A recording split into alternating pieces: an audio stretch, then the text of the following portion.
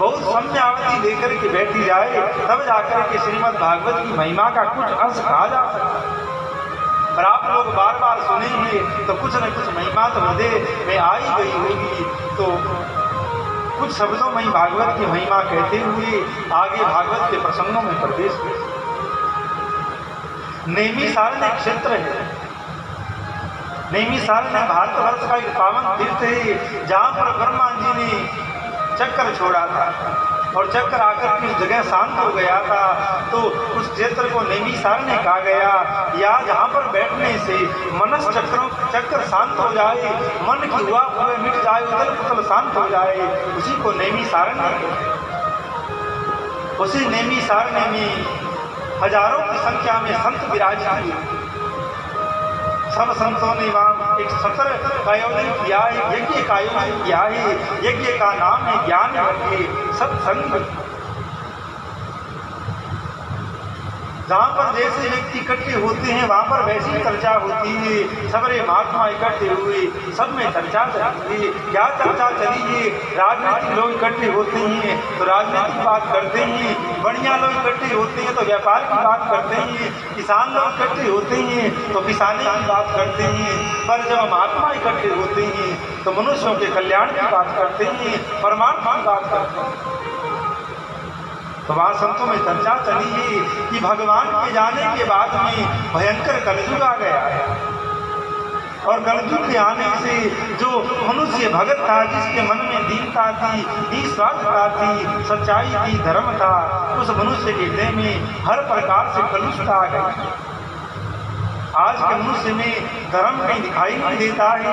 अगर कोई कार्य करने लगेगा तो पहले खुद का स्वार्थ देखेगा, इस कार्य में मेरा कितना हित है, मेरा कितना स्वार्थ है, फिर उस कार्य में प्रवृत्त हो।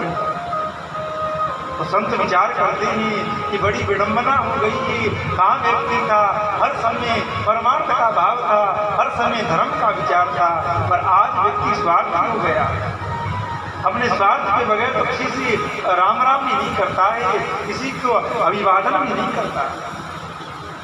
तो ऐसे मनुष्य का कल्याण कैसे हो, ऐसे मनुष्य को शांति कैसे हो, संत विचार करते। अनेकानेक महात्मा वहाँ पर बैठे हुए हैं। कोई कहता कलयुगी प्राणी को यज्ञ करना चाहिए, यज्ञ से उसका कल्याण होता। तो दूसरा महात्मा बोलता, अरे बाबा जी क्या बात कहते हो, इतना भयंकर कलयुग है, कहाँ शुद्ध सामग्री मिलेगी, कहाँ शुद्ध ब्राह्मण मिलेंगे जिसको हर प्रकार के श्लोकों का ज्ञान हो, स्वर भेद का ज्ञान हो, और उन वैदिक मंत्रों का उसको अर्थ पता हो, और अर्थ के साथ में उसका भाव भी मिला हो। अब जजमान का भी भाव हो, जिस पैसों से सामग्री आई हो वो सामग्री भी शुद्ध हो हर प्रकार से। अब महाराज देसी गैया का घी हवन में लगता है, कहाँ से कहाँ मिले? हर प्रकार से सामग्री दूषित है, भाव दूषित है। और ब्राह्मणों की लीला का तो क्या कहीं। तो एक ब्राह्मण ने तो कहा यज्ञ करो, दूसरे ने बात काट दी, बोले महाराज यज्ञ तो हो ही नहीं सकता, कलयुगी प्राणी यज्ञ नहीं कर सकता है। तो फिर किसी महात्मा ने कहा कि कलयुगी आदमी तप करे, तपस्या में बैठ जाए, तप करते करते उसका मन शुद्ध होगा, और जब शुद्ध मन में भगवान का भाव प्रकट होगा, भगवान का ज्ञान प्रकट होगा, तो मनुष्य को शांति मिलेगी। तो फिर कोई महात्मा ने कहा कि महाराज आप तप की बात करते हो, कलयुगी आदमी तप नहीं कर सकता। तप का विचार सतयुग में था। 60-60 हजार वर्ष तक साधु महात्मा एक आसन पर बैठे रह जाते, बिना खाए पिए रह जाते। आजकल तो कथा होती है, 4 घंटे बैठने का कहा जाता है, उसमें भी 1000 बार पैर बदलते हैं। अब समय को देखते सब प्रकार की व्यवस्था करनी पड़ती है कि जो नीचे नहीं बैठ सके आपको कुर्सी दो, तो कहाँ तक हो? तो एक ने कहा तप करो, दूसरे ने कहा तप भी नहीं हो सकता, तो तीसरे ने कहा कि अर्चन करो, अर्थात मूर्ति पूजा करो, भगवान को तिलक लगाओ, भगवान को स्नान कराओ, भगवान को पुष्पमाला चढ़ाओ, षोडशोपचार से भगवान की पूजा करो। तो फिर तीसरा बोला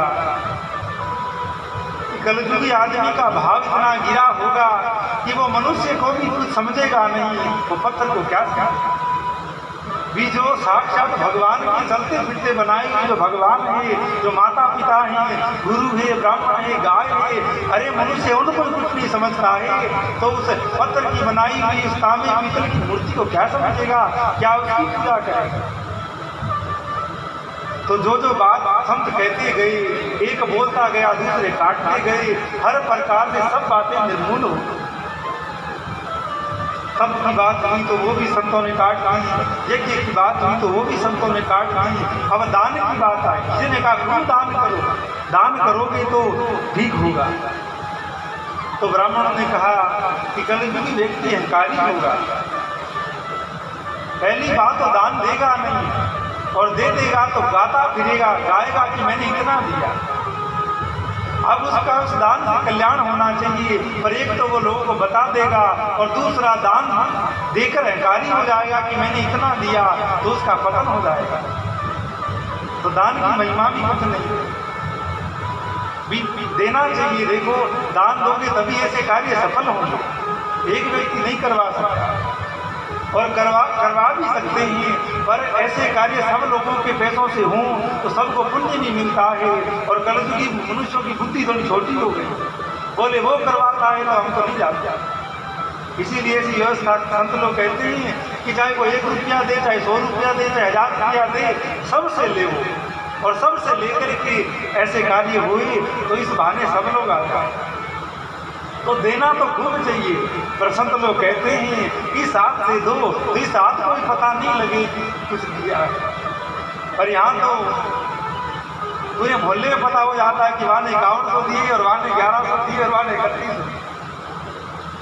तो संत कहते हैं कि अगर कुछ देना है तो गुप्त दान देना चाहिए। गुप्त दान की महिमा विशेष है। तो संतों ने कहा कि दान भी कोई देगा तो वह अहंकारी हो जाएगा कि मैंने इतना दिया, तो कल्याण करने वाला दान भी उसमें अहंकार आने से उसका नाश करने वाला है। तो इस तरह वहाँ पर ये चर्चा चल ही रही थी। आखिर कोई निर्णय नहीं हो पाया। आखिर में जी संत ने कहा कि शास्त्र पढ़े, 6 शास्त्र में 18 पुराण 4 वेद हैं, तो कलयुगी जो मनुष्य है वो इन शास्त्रों का अध्ययन करे।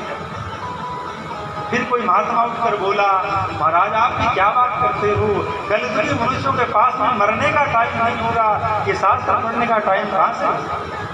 और चलो 1-2 ग्रंथ 1-2 किताब हो तो पढ़ ली जाए। 6 शास्त्र हैं, 18 पुराण हैं, 4 वेद हैं, उन वेदों की भी अनेकानेक शाखाएं हैं। और चलो कोई ऐसा भी हो जिसके पास खूब टाइम हो, समय हो, सबरे शास्त्र सबरे ग्रंथ को पढ़ने बैठ जाए। तो संत ने कहा पहली बात तो मनुष्यों के पास टाइम नहीं होगा, समय नहीं होगा, और अगर समय होगा